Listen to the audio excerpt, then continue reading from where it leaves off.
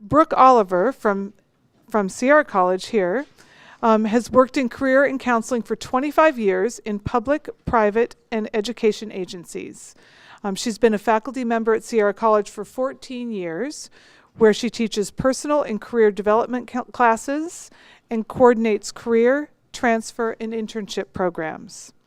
She also serves as the co-chair of the Chancellor's statewide advisory committee on career development and is on the board of directors for the California Internship and Work Experience Association. Welcome, everyone. My name is Brooke Oliver, and I am from Sierra College.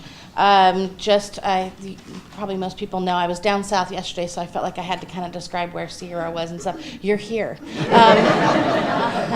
You're right on the edge of our district. We actually stretch basically up 80, so if you went up 80 for about at least an hour, you'd still be within our district. We stretch all the way up to Tahoe, and as you know, we cover Placer and Nevada counties. This is our comprehensive campus. It offers all the programs, and then we have site centers in Nevada County and another one up in Truckee. So if you go up 80 and you take the exit to go to Squaw Valley, you would see the sign to our campus immediately on the left. Don't forget, there's some roundabouts that we all have to learn how to use.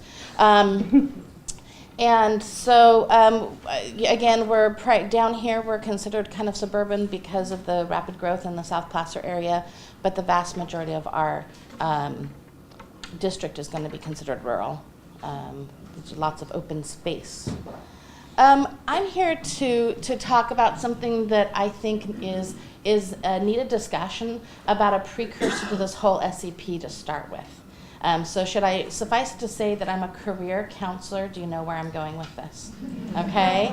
So I think that I work with my students and talk about what a happy world we would all be in if we were all in the right jobs, doing what we love, because you've run into someone who obviously doesn't like their job this week, right?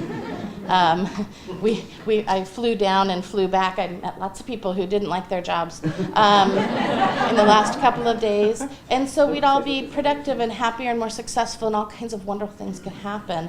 But somehow the legislature, in their infinite wisdom, have decided that that is some kind of magical moment that happens. I call it a visit from the career fairy, right? Did you all get one of those? I don't know who it is or where they come from or how often, but a lot of students don't get that visit, right? So here to just say that career exploration, while I think that it's seen as an implied, but still essential part to the SSSP process. Yay, preaching to the choir. So there were some of us that were on the statewide committee who kept giving feedback to the SSSP task force as they were going through to reinsert the word career in there. So if you find it in there, it's in there, folks, it's in there. But what got lost is that it didn't get associated in with assessment, orientation, counseling. So then you get the pushback from whoever on your campus, or I know Denise is here, or the chancellor's office, or wherever is that, we don't pay for that. It kind of goes under your MIS reporting 11, your SS 11 code, right? Other, which is at 10%, that little tiny amount. And so I'm fortunate enough that my SSSP administrator, our dean, and our vice president have stepped forward to say, no, we do believe this is essential, and that it is funded and coordinated and supported in all kinds of ways. So again, so the word is these exploration activities can be funded through SSSP funds. Okay, they can be funded. Are you going to do huge intensive stuff? Will it cover all your job search stuff? Maybe not. Maybe we're not there yet. But some kind of intervention. In fact, I just found out about a new initiative, a new task force that's being formed at the chancellor's level through, along with nominees from the Academic Senate of California Community Colleges, to have a team to put together some kind of app for all of us, some kind of assessment, exploration piece. We already kind of have that in the California Career Cafe for those folks who are out there using that, whether it's using some of those resources and restructuring it yet again, as we've done time and time again for that resource, or pulling in some stuff. But again, it needs to be cheap and easy to get to and easy for students to follow. And so I'm actually hoping that I can maybe be on that team. So it is something that we do need students to have an informed decision on how do we get there. It's that we need them to be able to research and to affirm their choice. In kindergarten, they get asked, what are you going to be when you grow up? And then we kind of don't ask them again. Okay, in our educational process, so there's a few schools out there that do things, but for the most part, there is no designed activity piece of the curriculum to help lead them there. And there is no one single test, as we all know who are in career. Wouldn't it be great that there's a crystal ball that gets handed out, or there's something else, but there isn't one. So how we all combine those in different ways, I'm here to present our idea of how Sierra College is going to start getting there beyond the things that we've already done. The idea is to not, I'm telling her, is to not do this. Okay? And this is what happens when we sit them down and say, you must declare a major right now. Right? And they got nothing in high school, or they're recurring adults, or whatever the thing is, and we're going, yeah, big pick. And we took undeclared off of their options and all this. So, I think that that's a bit unfair. The folks that it's unfair to also is the counselors, because there's nothing worse than having a student sit in front and you're supposed to be writing a student education plan, whether it's an initial or comprehensive, and they're like, I don't know. And you're like, transfer, no I mean, you start with the basic kinds of things. And they don't always get there, and then what's going to happen? They're going to come back and you're going to redo it. And then you're probably going to come back, and then you're going to redo it. And how many times do we get paid that big lump amount of money for the comprehensive? Once. So wouldn't it be better to invest something front end? And how can we do that? Also, for the students, is we know if they come in, they're going to lack motivation. They're going to turn. I always say we're going to swirl in the system. Right? And now SSSP is putting timelines, financial aid's got that clock. There's all these other things that are driving us to make sure that when they do come. I presented this to high school counselors, and they're like, but they need this time for exploration. And they get 2 years of general ed? I'm like, yeah, no. No. And, but I'm all, it doesn't. This is in place. This is where we're going. But we can help students get there, and I'm hoping that they'll actually use some of our interventions as well. Just a quick question. When you met with the high school counselors, with Common Core, this college and career readiness is a component of that. Are you hearing any kind of training? Are teachers, K-12 teachers getting any kind of career exploration? I just asked them that question last Friday in this exact room. I had 50 counselors in here, the vast majority were high school, and they all went at me going, it's not part of the curriculum. they haven't done it. There's some work at the chancellor's office and some other things to look at how to pull that through. I'm trying to remember who mentioned it to me yesterday, but no, they're very unaware of that. There hasn't been a lot of support or push. And remember, some districts can kind of decide how and what they're going to do. Now, the counselors at the high school, I found very willing. Very willing. So I'm also thinking that we can partner with them to push something that we develop down, and we might get those students, or at least more of them, having thought about these questions. So our answer that we're trying now is that we started with a workshop called Looking for Direction that we offer once a week, not highly attended because students don't do optional. But we do get some great referrals from our counselors. The students come in. We really just do an hour, but it's raising essential questions. It is actually kind of just priming the pump, because what I found is that when when you research a new car and you decide to buy a new car and then you drive around, everyone's driving that car, right? You thought you were going to be new and different? Is it that they all bought the new car? Or you can finally notice it. So what I found, if we pose the questions to students and then send them out to almost just live their life without very little, their brain keeps working on it. So that's what my job was, to formulate these questions, give them a couple of little activities in this workshop. And what we did is we followed up. We called the students who had attended over the first section of them, and we said, was that worthwhile? Did you feel like that hour and anything that came out of it? We called them about a week and a half after. And nearly 80% said, yeah, it moved me forward. It moved me in some way. I clarified that I didn't want to do something that I wasn't willing to let go of. Or now I think I feel like I have a choice between two things, or now I know I at least need to answer this because this is what's keeping me from declaring a major and feeling certain about it.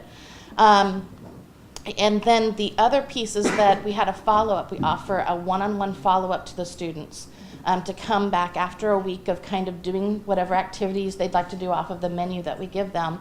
And when they, and for those that come back, really only 40% of the students that went through the workshop chose to come back. We don't know how many of them thought they had got enough movement, they didn't need it, or again, it was optional. But those students by and far came back with very specific questions, asking for a plan, and for most of them, I could write a comp SEP at that point. So, not that it wouldn't be adjusted some, but it's better than nothing. So we did the workshop to winnow the activities and assessments, to formulate the questions and assignments, and we're continuing to adjust. It's gone through curriculum. We readjusted a previous half unit career exploration class and kind of really brought it down. This is not the one and only career thing that they'll have to do. It's just enough to move them along to getting to course of study. And we still have more work to do with them later, but this will get them there.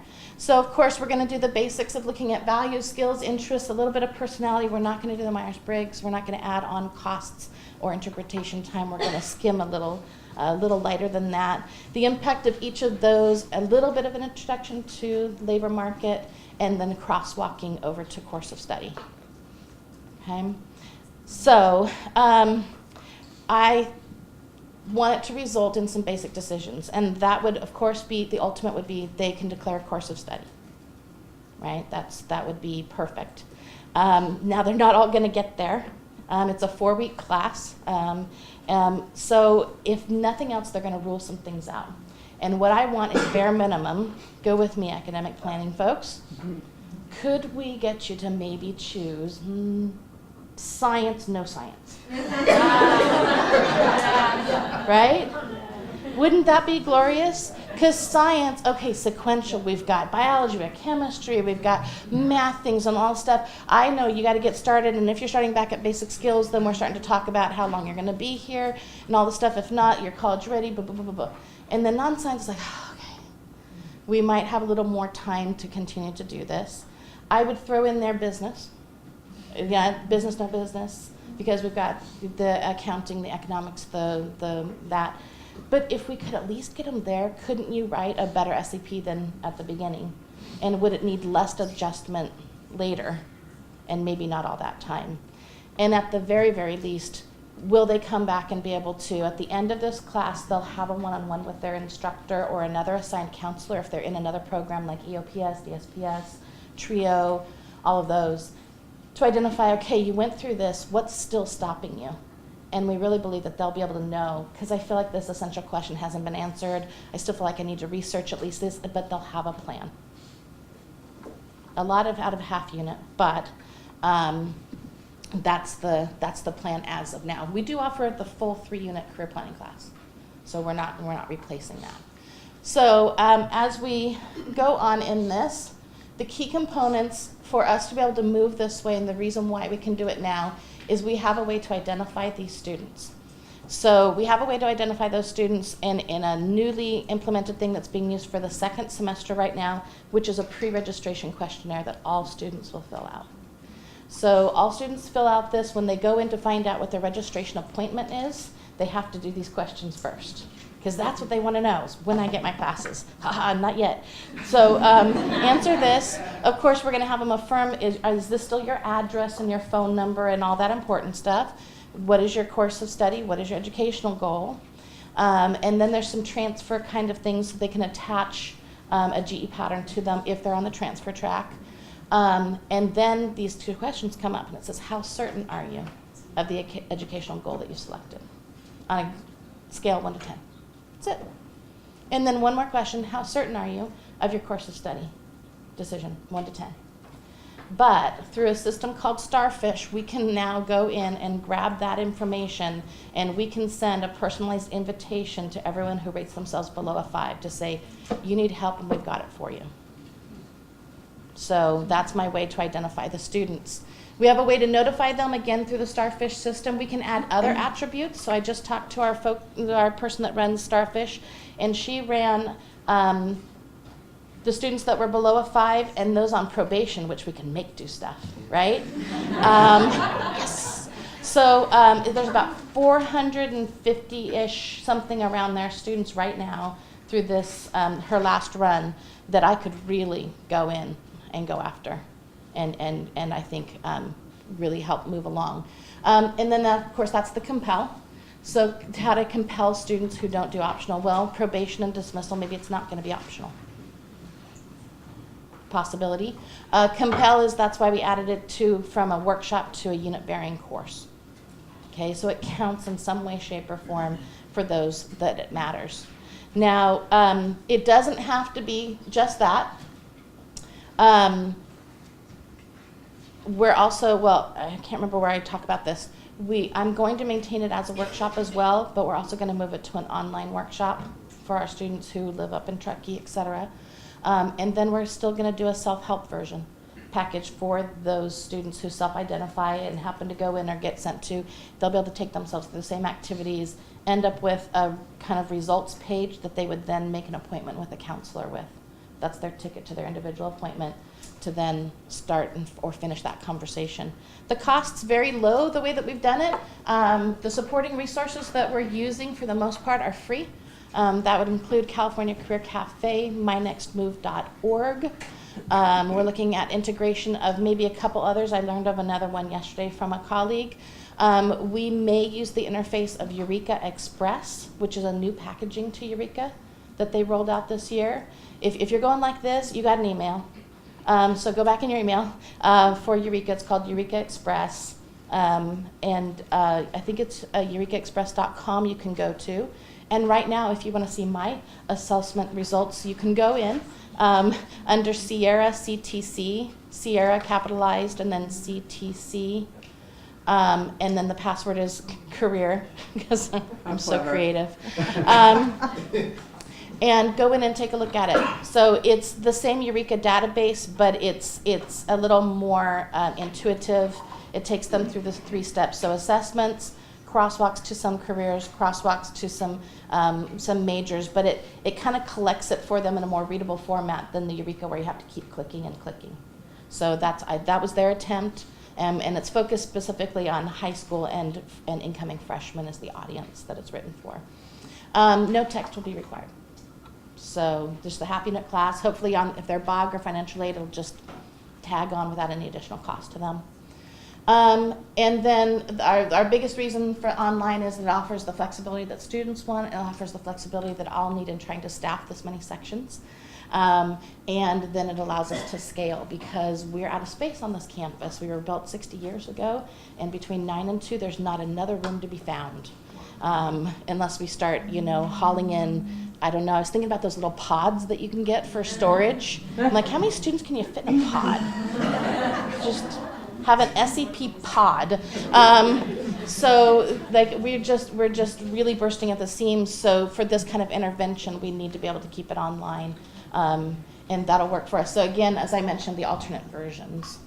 So our last piece is just the takeaway is that I really don't believe, especially in addressing this at the beginning, I'm a career counselor, I don't want to do myself out of a job, and I think that the intensive, wonderful stuff that I do is wonderful, but most students or many students don't need an intensive career exploration. They just need someone to get them focused. All the answers, they have them. They're inside them. They're not out there, but nobody's had them or directed them to look inside, take into account what your values are and what you really are good at, what you like to do.